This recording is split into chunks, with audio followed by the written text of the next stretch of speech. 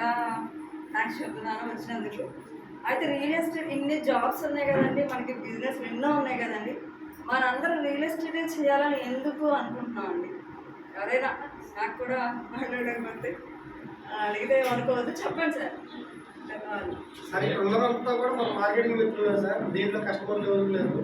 చక్కటి మాటలు అంటే మనం మాట కలుపుకొని మాట్లాడుకుంటేనే ఫ్రెండ్లీగా బిజినెస్ చేయగలం. అది సార్ ఇక్కడ భయంతోటి బిజినెస్ చేయాలి, కలిసి మనం అంతా ఒక ఫ్యామిలీగా చేస్తే సపోర్ట్ ఇస్తూ ఉంటాం. మనకు కూడా కొంచెం బాగా బిజినెస్ చేయాలని ఆశ.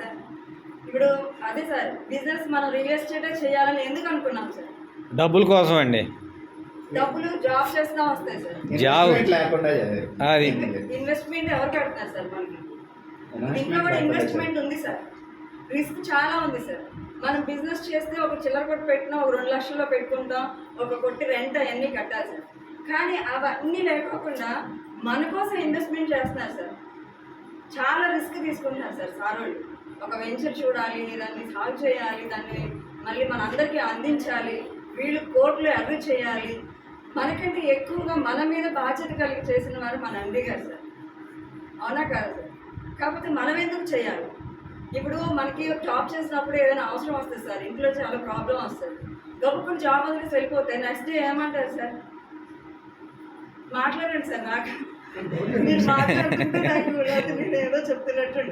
ఇప్పుడు మార్నింగ్ వెళ్తాం సార్, 10కి వెళ్తాం సార్, ఈవినింగ్ 6కి వస్తాం సార్. ఇంట్లో నుంచి పాపకి జ్వరం వచ్చిందని కాల్ చేస్తారు సార్. మీరు ఎవరైనా జాబ్ వదిలేసి వెళ్ళిపోగలరా? లేదండి, లేదు, వెళ్ళటానికి లేదు. లేదు సార్. స్కూల్ నుంచి ఫోన్ వచ్చింది సార్, మీ పాప కళ్ళు తిరిగి పడిపోయింది, అర్జెంటుగా పేరెంట్స్ రావాలని వస్తారు. మీరు జాబ్ వదిలి రాగలరా? రాలేమండి. పక్కన వాళ్ళని చూడమంటారు. 9 to 9 వరకు చేస్తే ఎంత శాలరీ వస్తుంది సార్? 10,000 20,000 వస్తుంది. ఒక బిజినెస్ లో ఒక 2 lakhs పెట్టుబడితే ఎంత ఇన్వెస్ట్మెంట్ నెలకు వచ్చేసరికి ఎంత ఆదాయం వస్తుంది సార్? 20,000 వస్తుంది.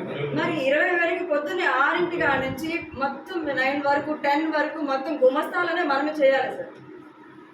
అంటే పెళ్ళిళ్ళు కానీ ఫంక్షన్స్ కానీ ఏది మనం అటెండ్ చేయలేము సార్.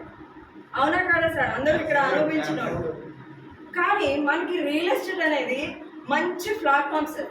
మనకి అంతా సంసిద్ధం చేసి వాళ్ళు వెంచర్ వేసి ప్రతిదీ రేటు కూడా ఫిక్స్ చేసి అంత అమూల్యంగా మనకి ఇస్తే మనం ఎన్ని గంటలు కష్టపడతాం సార్ దీంట్లో? 4-5 గంటలు. ఏం సార్, మనము అన్ని జాబ్స్ చేస్తూ ఒక పార్ట్ టైంగా దీన్ని ఎంచుకుంటున్నాం. అంటే పార్ట్ టైంలో ఎక్కువ సంపాదిస్తామన్న ఒక సంకల్పంతో దీంట్లో చేస్తున్నాం కదా సార్. అదే ఫుల్ టైం చేస్తే సార్ దీంట్లో ఫుల్ టైం మన సంస్థ సార్ ఇది. ఇప్పుడు మీరు ఒక చిన్న చాక్లెట్ కంపెనీ పెట్టారు సార్, మీరు అయితే ఎలా చేస్తారు సార్? Full time. మన ప్రోడక్ట్ అనేది బయటకు వెళ్ళాలి సార్. ఇప్పుడు సపోజ్ ఇప్పుడు చపాతీలు ఉన్నాయి సార్, ఇదివరకు లేవు సార్. అట్టుపిండి ఇడ్లీ పిండి అమ్ముతున్నారు సార్, ఇదివరకు లేవు సార్. ఎందుకని?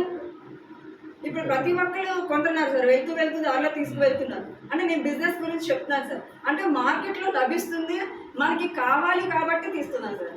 మన మాట నమ్మి, మన ఫేస్ వాల్యూ నమ్మి వీళ్ళు ఇచ్చిన బెంచెస్ అద్భుతంగా చేసిన ఇన్ని కోట్లు కష్టపెడుతున్నారు సార్. వీళ్ళు ఇన్వెస్ట్మెంట్